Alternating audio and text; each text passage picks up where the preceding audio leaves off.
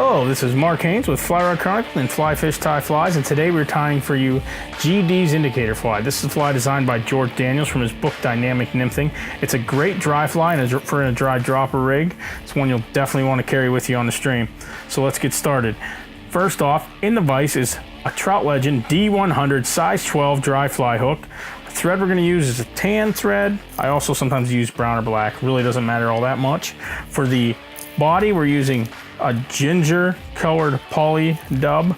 Also we'll use tan or brown. For the underwing, we're using 5 pieces of dun or natural CDC. For the overwing, we're using 2 or 3 pieces of the pink, fluorescent pink CDC. And I use hens. You can see this stuff's really bright. Great stuff. Available in the Trout Legend store. So let's get started. First off, we're going to get the thread started on here. Once you get that, just cut off that excess thread and take your thread all the way back to the start of the bend. And now we're going to take our dubbing and put on a nice dubbing noodle to get that body tied. I do like to try to get a nice taper on this fly.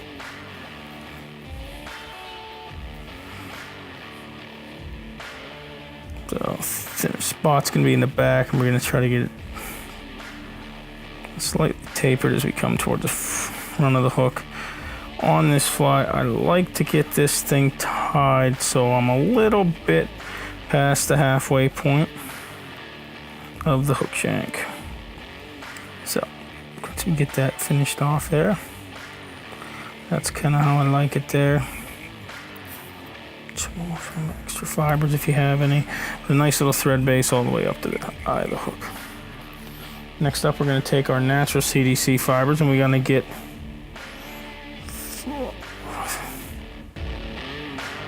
4 of them lined up, all of the tips at about the same length.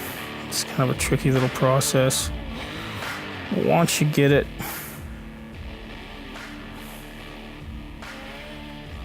stroke all those fibers back, and we'll set that on there, and you want to get about 1/4 of the hook shank past the back of the hook. See that there? Pinch wrap, 3 or 4 more other wraps over there. Secure that down, cut off excess, and now you want to cover over that just to get that good and secure. Now we are going to take our pink. I have 2 of these fibers on this one. Sometimes you want 3, just depends on how the individual CDC fibers are. So get those lined up. The tips are pretty close. Set that on the top there. Lost it.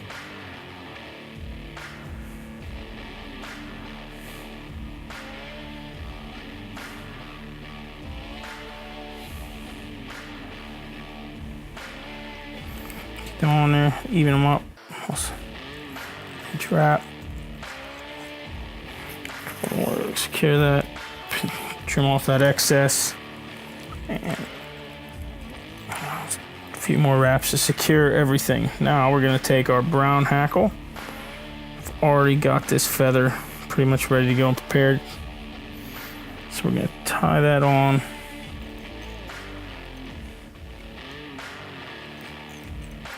Get that good and secure. Trim off the extra from that tip. Thread up the front. Now let's go ahead and wrap that hackle like you would any other fly, one in front of the other.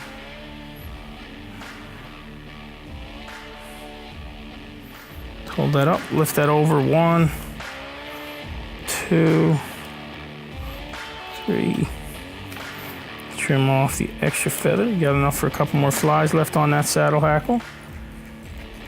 Really like saddle hackle, just makes this process a lot easier. A few more wraps to secure everything. Now we're going to do a couple half hitches. And once we get those half hitches, this fly is done. This is it's a great fly. Georgia definitely designed a winner with this. And if you're looking for more information on how to fish this, check out his book, Dynamic Nymphing. So that is all we have for you tonight. There is the finished indicator fly. So please like, If you have any questions, comment and subscribe down there, and we'll see you next week with our next Fly of the Week.